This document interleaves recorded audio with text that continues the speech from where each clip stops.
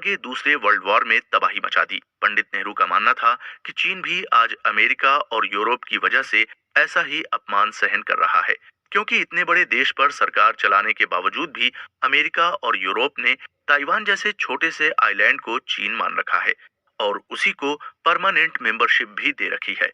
पंडित नेहरू का मानना था कि ताइवान की वजह से चीन का जो भी अपमान किया जा रहा है, इसका नतीजा वही निकलेगा जो जर्मनी के अपमान का निकला था। यानी एक दिन चीन भी इतना ताकतवर होगा कि दुनिया से अपने अपमान का बदला लेने के लिए युद्ध छेड़ देगा।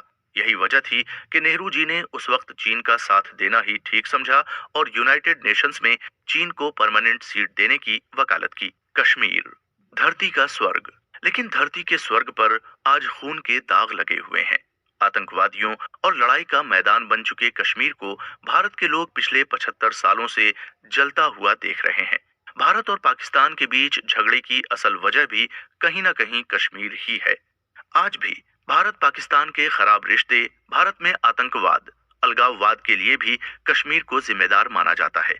अब अगर सोशल मीडिया की माने तो कश्मीर की ये समस्या पंडित जवाहरलाल नेहरू की देन है। उन्होंने कश्मीर की समस्या शुरू की और फिर यूनाइटेड नेशंस में उस मामले को ले जाकर इस समस्या को और भी बढ़ा दिया। अब पंडित नेहरू का इसमें कितना रोल था, ये तो हम चर्चा करेंगे ही, लेकिन बिना कश्मीर के हालात को समझे इस मुद्दे को ठीक से समझा नहीं जा सकता है। अब इतना तो आप जान ही चुके हैं कि 1947 में मुस्लिम लीग ने मुसलमानों के लिए अलग देश पाकिस्तान जाने की मांग की थी।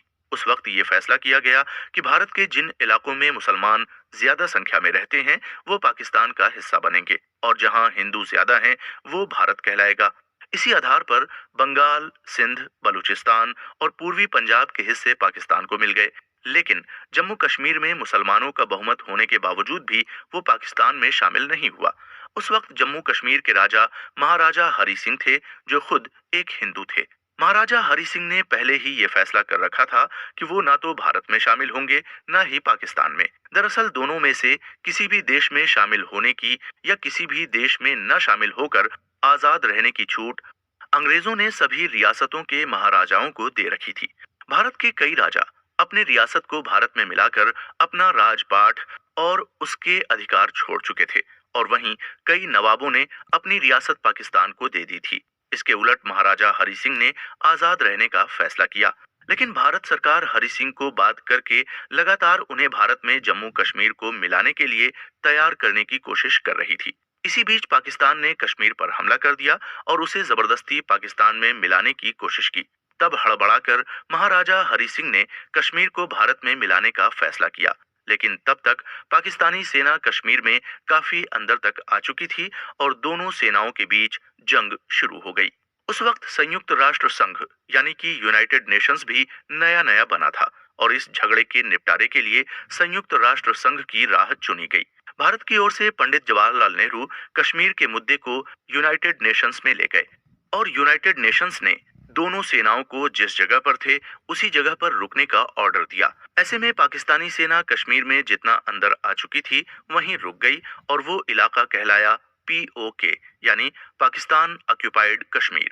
भारत आज भी इस इलाके को मान्यता नहीं देता और इसे ऑफिशियली भारत का ही हिस्सा बताता है और यहाँ तक कि भारत सरकार द्वारा जारी सभी मैप में भी वो हिस्सा आज भी भारत का हिस्सा बताया जाता है, जबकि पाकिस्तान POK को अपना हिस्सा मानता है और वहाँ पाकिस्तान की सरकार का शासन भी चलता है। इस सारे मामले में एक मुद्दा ये भी था कि जब महाराजा हरि सिंह कश्मीर को भारत में विलय कर रहे थे, उस वक्त भारत सरकार और महाराजा हरि सिंह के बीच जो समझौता हुआ उसमें आर्टिकल 370 भी जोड़ा गया। इसके तहत कश्मीर को कुछ खास अधिकार दिए गए, खासकर उनका संविधान अलग था और उनका झंडा भी। आर्टिकल 370 के तहत भारत सरकार द्वारा बनाया गया कोई भी कानून बिना कश्मीर के नेताओं की मर्जी से कश्मीर पर लागू नहीं हो सकता था। हालांकि अब धारा 370 का प्रभाव कश्मीर पर खत्म कर दिया गया है, लेकिन सोशल मीडिया पर हमेशा से कश्मीर के मुद्दे को यूनाइटेड नेशंस में ले जाने के लिए और धारा 370 लागू करने के लिए पंडित जवाहरलाल नेहरू को दोष दिया जाता है। ऐसा भी कहा गया कि आज अगर कश्मीर जल रहा है और वहां आतंकवाद की इतनी समस्या बढ़ चुकी है, जिसके जिम्मेदार अकेले पंडित नेहरू हैं। अब जवाहरलाल नेहरू ने क्या किया और क्या नहीं किया, इस बात को जानने से पहले हमें भारत के बंटवारे से जुड़ी कुछ चीजों को समझना जरूरी है। पहली बात तो ये कि चाहे कांग्रेस ने कितना ही विरोध किया हो, लेकिन अंत में बंटवारा इसी बात पर किया गया था कि जिन इलाकों में मुसलमानों की जनसंख्या ज्यादा है, वो पाकिस्तान में मिलाए जाएंगे और जहां हिंदू जनसंख्या ज्यादा है, वो भारत में रहेंगे। ये फैसला मुस्लिम लीग के नेता मोहम्मद अली जिन्ना की टू नेशन थ्योरी पर आधारित था। टू नेशन थ्योरी का मतलब है कि भारत में रहने वाले हिंदू और मुसलमान दो अलग अलग राष्ट्र हैं। यानी मुसलमान और हिंदू दोनों की परंपरा, धर्म और जिंदगी जीने का ढंग अलग है और इसलिए दोनों एक देश के अंदर नहीं रह सकते। अब क्योंकि मुसलमान अलग राष्ट्र हैं, इसलिए उन्हें अपना एक अलग देश बनाना चाहिए। तो इसी आधार पर तय हुआ कि पश्चिमी भारत और पूर्वी भारत के जिन इलाकों में मुसलमान ज्यादा हैं, उन्हें पाकिस्तान को दे दिया जाए। इसी आधार पर पंजाब का एक इलाका पाकिस्तान को मिल गया, फिर सिंध भी पाकिस्तान में चला गया और बंगाल का एक हिस्सा भी पहले पाकिस्तान बनाया गया और वही आगे जाकर बांग्लादेश बना। लेकिन कश्मीर में मुसलमानों की मेजॉरिटी होने के बावजूद भी वो पाकिस्तान का हिस्सा नहीं बन पाया। आखिर क्यों बंटवारे का ये प्रिंसिपल कश्मीर पर लागू नहीं किया गया? इसकी एक वजह तो ये है कि भारत कश्मीर को अपने अंदर मिलाकर ये साफ संकेत देना चाहता था कि हम टू नेशन थ्योरी में विश्वास नहीं रखते। यानी भारत ये मानता है कि हिंदू और मुसलमान दो अलग राष्ट्र नहीं हैं। यानी चाहे दोनों अलग अलग धर्म हों, लेकिन तब भी दोनों पहले भारतीय हैं और यही उनकी असल पहचान है। इसलिए दोनों धर्म के लोग एक देश में साथ मिलकर रह सकते हैं। लेकिन एक दूसरी वजह ये भी दी जाती है कि मुसलमानों की मेजॉरिटी होने के बावजूद कश्मीर का राजा हिंदू था, इसलिए कश्मीर को भारत में मिलाया गया। लेकिन आपको ये भी ध्यान होना चाहिए कि हैदराबाद में हिंदुओं की मेजॉरिटी थी, लेकिन वहाँ के राजा या कहें कि निजाम एक मुसलमान थे।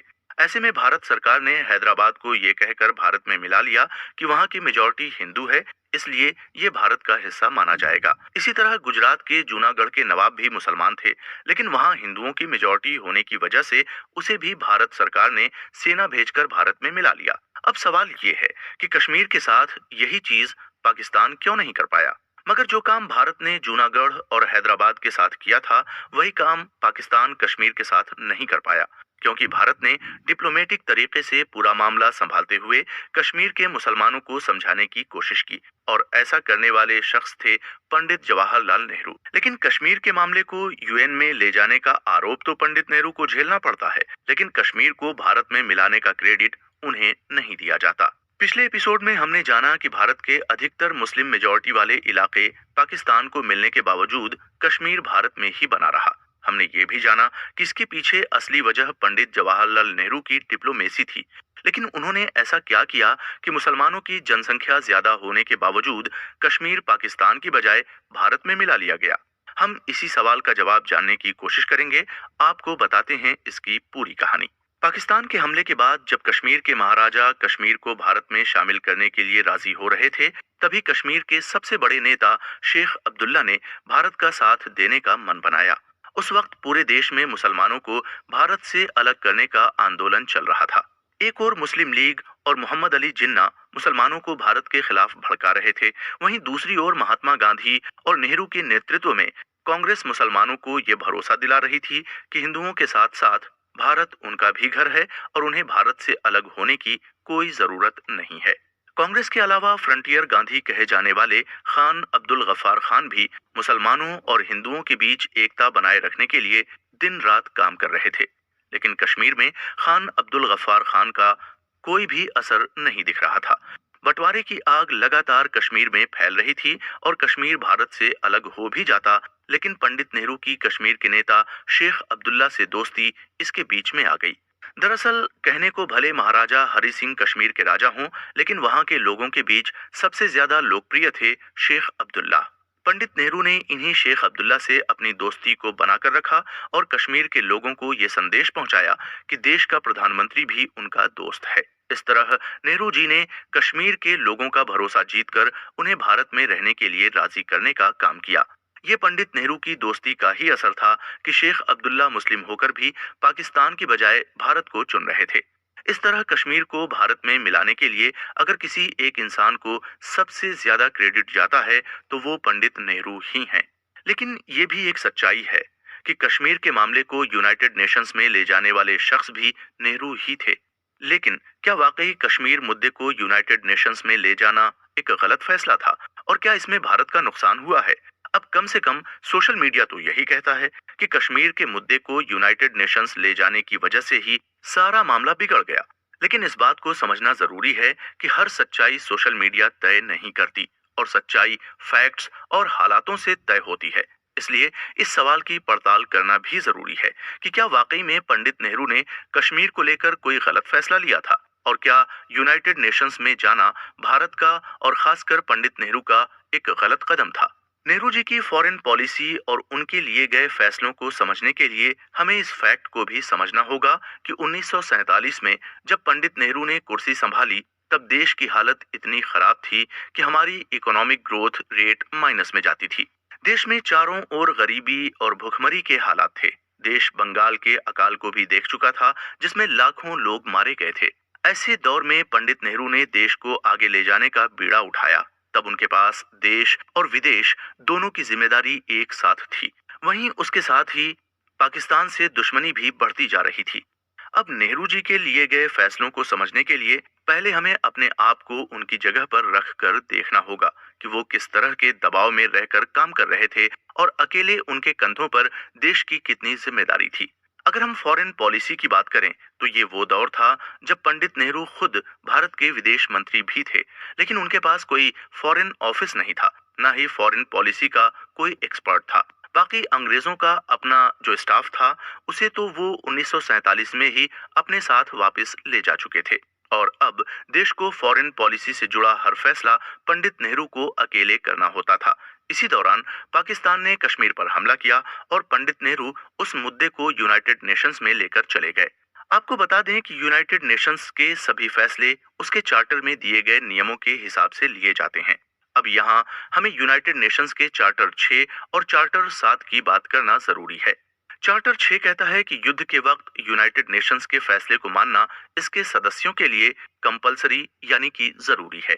जबकि यूनाइटेड नेशंस का चार्टर 7 ये कहता है कि अगर कोई सदस्य चाहे तो सिक्योरिटी काउंसिल का फैसला मानने से इनकार भी कर सकता है। लेकिन यहाँ ये ध्यान देना जरूरी है कि जब पंडित नेहरू कश्मीर का मामला यूनाइटेड नेशंस में लेकर गए, तब वो उसे चार्टर 6 की बजाय चार्टर 7 के तहत लेकर गए थे। यानी उन्होंने भारत के लिए ये ऑप्शन छोड़ दिया कि वो चाहे तो यूनाइटेड नेशंस का फैसला मानेगा, नहीं तो इससे इनकार भी कर सकता है। इस तरह पंडित नेहरू इस मामले में बहुत जागरूक थे कि उन्हें कश्मीर के मामले को पूरी तरह यूनाइटेड नेशंस के हाथों में नहीं सौंपना है। उनके द्वारा कश्मीर के मामले को चार्टर 7 में ले जाने का ही ये नतीजा है कि आज भी यूनाइटेड नेशंस का कश्मीर से जुड़ा कोई भी फैसला हमें मानने की जरूरत नहीं है। और अगर पंडित नेहरू खुद कश्मीर के मामले को यूनाइटेड नेशंस में नहीं लेकर गए होते, तो यूनाइटेड नेशंस के सिक्योरिटी काउंसिल खुद आगे से चार्टर 6 के तहत इस मामले में दखल दे सकती थी, और तब उनका फैसला भारत को मानना ही पड़ता, नहीं तो भारत के खिलाफ कार्यवाही की जाती। ये भी हो सकता था कि यूनाइटेड नेशंस की अपनी सेना कश्मीर में भेज दी जाती और वो शायद आज तक वहीं बनी रहती। यहाँ ये जानना भी जरूरी है कि उस वक्त ब्रिटेन जैसे देश पहले से ही भारत के खिलाफ थे। ऐसे में उन्हें भारत के खिलाफ कोई और फैसला लेने या यूनाइटेड नेशंस के जरिए भारत को नुकसान पहुंचाने का एक मौका मिल जाता। तब यूनाइटेड नेशंस ने इस मामले का ये नतीजा निकाला कि भारत को कश्मीर के लोगों से ही वोट लेकर देखना चाहिए कि वो भारत में रहना चाहते हैं या पाकिस्तान में, या फिर आजाद बने रहना चाहते हैं। इस बात को भी भारत ने इस शर्त के साथ माना कि ये भी तभी किया जाएगा जब पाकिस्तान कश्मीर से अपनी सेनाएं वापस हटा ले। अब ना तो पाकिस्तान ने कभी अपनी सेना वापस हटाई और ना ही भारत को इस तरह कभी कोई वोट करवाना पड़ा। एक और बात ध्यान देने लायक है कि अक्सर हर मुद्दे की तरह कश्मीर के मुद्दे पर भी सोशल मीडिया सरदार वल्लभ भाई पटेल और पंडित जवाहरलाल नेहरू को आमने सामने खड़े करने की कोशिश करती है। देश के कई नेता आपको ये कहते हुए भी मिल जाएंगे कि अगर पंडित जवाहरलाल नेहरू की जगह सरदार पटेल देश के पहले प्रधानमंत्री होते तो कश्मीर का मामला सुलझ जाता और आज कश्मीर का एक हिस्सा पाकिस्तान के पास नहीं होता। गोल यूपीएससी 16 जी चैनल पर